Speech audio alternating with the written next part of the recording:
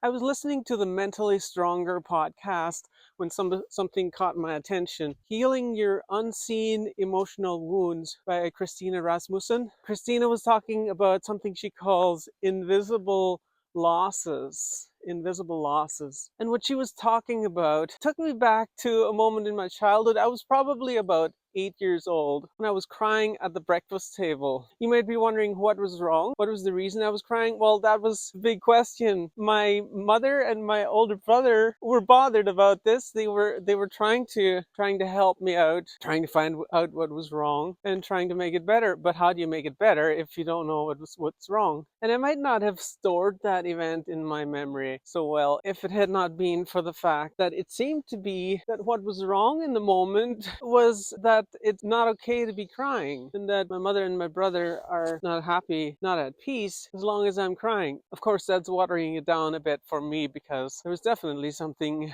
wrong or something missing, you might say, because as far as I can tell from the memory, I must have been sad, and I don't know what I was sad about, but I would say normally when we're sad, it's because we're missing something. And at 8 years old, I probably did not know what I was sad about or how to find out what I'm sad about. But now in adulthood, we know how to follow the clues about what might be missing and about what might fulfill us and heal that sadness or bring our attention to what we really desire and love. And if we haven't really experienced what it is that would fulfill us or not in our conscious memory, we can start by saying, okay, this is what I don't want. I don't want this sadness. I don't want this crying necessarily. I don't want my mother and my brother on my case like this. They're good people, by the way. So if I don't want this, what do I want instead? What is not what I don't want? What is not sadness? What is not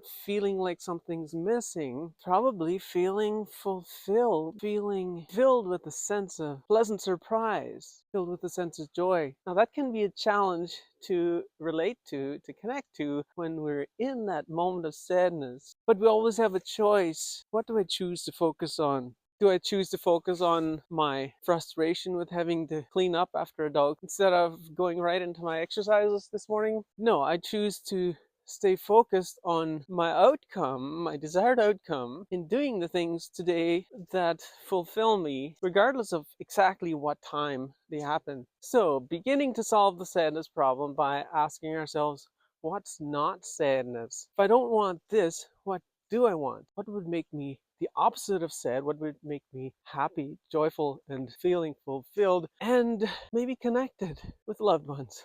And of course, if you've ever been that child who is crying for apparently no reason, it may occur to you that this child of 8 years old may just have needed affection, embrace, love, and acceptance.